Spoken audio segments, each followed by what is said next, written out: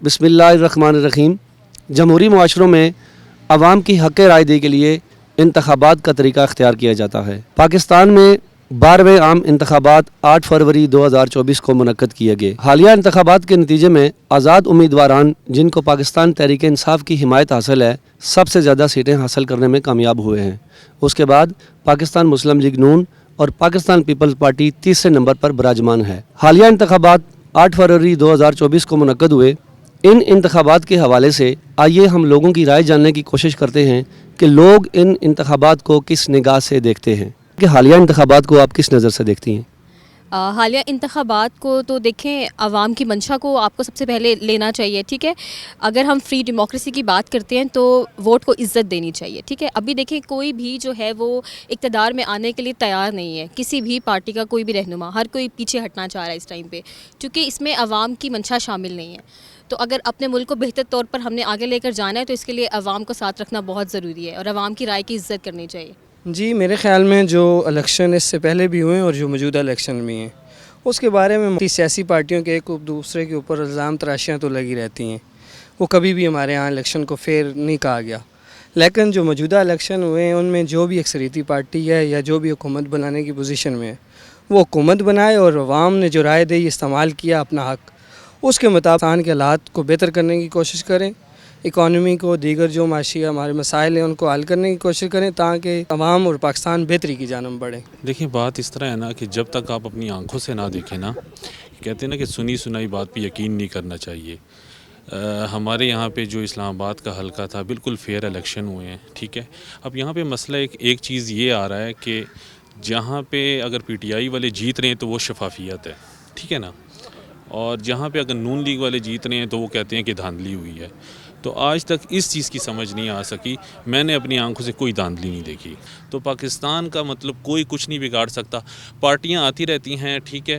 جو ہماری red line ہے نا وہ صرف پاکستان۔ ہمارے ساتھ موجود ہیں شہر اقتدار سے ایک اور شہری، ہم ان سے ان کے تاثرات جانتے ہیں کہ اس الیکشن کے حوالے سے ان کے کیا تاثرات ہیں۔ ملک کو اگر آگے جانا ہے تو اس کے لیے یہ چیز بہت بڑی چیز ہے کہ انہوں نے تسلیم کیا، اور میرا خیال ہے کہ اب جو ہو گیا ہے وہ ہو گیا ہے، اب آگے چلنا چاہیے، پاکستان کے لیے کچھ بہتر کریں۔ جو بھی آئے، میری تو یہی ہوگی کہ جو بھی حکومت بنائے وہ پاکستان کے لیے کچھ بہتر کرے۔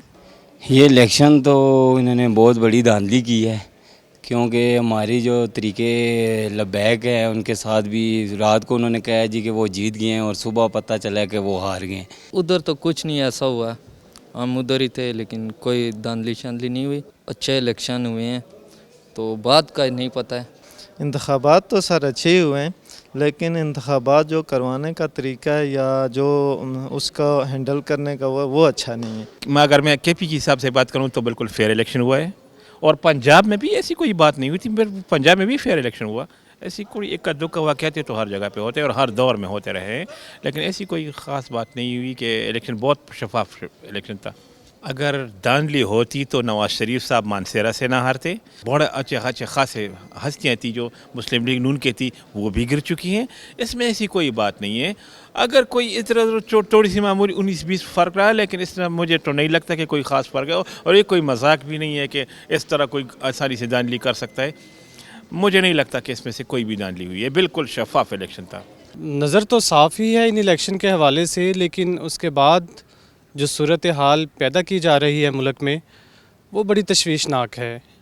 مطلب لوگوں نے اگر جس کو چنا ہے اس کو جتوانے میں کسی کو کوئی پرابلم نہیں ہونی چاہیے، عوام کا مینڈیٹ چوری نہیں ہونا چاہیے۔ ہم سب اس ملک کی بقا اور ترقی کے لیے کوشش کر رہے ہیں، تو ہمیں چاہیے کہ اگر عوام نے اپنا فیصلہ کسی ایک کے حق میں دیا ہے تو ہم اس کو قبول کریں، جس کے پاس جو اپرچونٹی آئی ہے اس کو کام کرنے کا موقع دیا جائے۔ جو بات سامنے نظر آ رہی ہے وہ یہ نظر آ رہی ہے کہ جو بھی حکومت بنے گی وہ مانگے تانگے کی، یا جس کو آپ کہہ سکتے ہیں کہ کولیشن گورنمنٹ بنے گی۔ تو اگر کولیشن، آپ کیا سمجھتے ہیں کہ پاکستان کے جو موجودہ مسائل ہیں، جو بھی کولیشن گورنمنٹ بنتی ہے وہ پاکستان کو ان مسائل سے نکال سکتی ہے؟ موجودہ حالات کے مطابق تو بہت مشکل لگ رہا ہے، لیکن اگر ہم ساری پارٹیاں اپنی انا کو ایک سائڈ پہ رکھ کر بہتر فیصلے کریں اور ایک دوسرے کے ساتھ ہاتھ ملائیں اس ملک کی خاطر اور عوام کی خاطر، تو تب یہ مسائل آسانی سے حل بھی ہو سکتے ہیں اور ہم مضبوطی کے ساتھ اور بہتر فیصلوں کے ساتھ آگے بڑھ سکتے ہیں.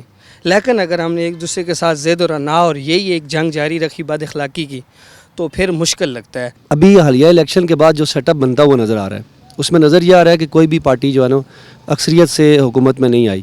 ہمیں اگین پی ڈی ایم سے پرہیز کرنا چاہیے. یہی ہم نے اپنے ووٹ کے ذریعے بھی بتایا ہے اور ویسے بھی یہی ریکویسٹ کر رہے ہیں کہ پی ڈی ایم سے بچیں, ایک اچھی اور اسٹرانگ حکومت کی طرف جائیں جو کہ اچھے فیصلے لے سکے اور پاکستان کی عوام کے لیے بہتری والی سچویشن ہو.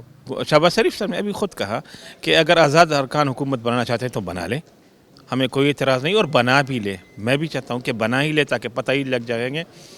اصل میں مجھے پتہ ہے کہ جہاں تک شہباز شریف صاحب, نواز شریف صاحب بڑے تجربہ کار منجے ہوئے کھلاڑی ہیں, اس حکومت کو بہت بہتر طریقے سے چلا سکتے ہیں. لیکن کوئی میجورٹی آزاد امیدوار یا پی ٹی آئی کی حمایت یافتہ لوگوں کی ہے تو پی ٹی آئی کو حکومت بنانا چاہیے. جو نگران سیٹ اپ ہے اس سے پہلے کی حکومت دیکھیں جو پی ڈی ایم کی حکومت تھی تو اس میں بھی, اس حکومت میں بھی شہباز شریف صاحب سربراہ تھے. لیکن پاکستان میں جو مہنگائی ہوئی ہے وہ بدترین سطح پہ پہنچ چکی ہے. تو اگر پھر وہ یہی پی ڈی ایم 2 بن جائے تو پھر اس کا پاکستان کی عوام کو کیا فائدہ ہے؟ یا آپ کیا دیکھتے ہیں کہ یہ پی ڈی ایم 2 ٹائپ کی اگر کوئی حکومت بنتی ہے تو پاکستان کے مسائل سے نپٹ سکتی ہے؟ اس سے پہلے اگر 2018 سے پر کہیں یہ مہنگائی کی 2018 سے شروع کرو, یہ شروع ہی عمران خان کے دور سے ہوا. اور اس وقت یہی لوگ سوشل میڈیا پہ ڈیفینڈ کر رہے تھے کہ یار وہاں پہ یہ ہوا اور اتنی یہ شروع تو پی ٹی آئی نے کیا تھا, بالکل پھر موڈ کنٹرول سے باہر تھا. تو اس وقت شہباز شریف صاحب آئے, اس نے تھوڑا سا سہارا دیا.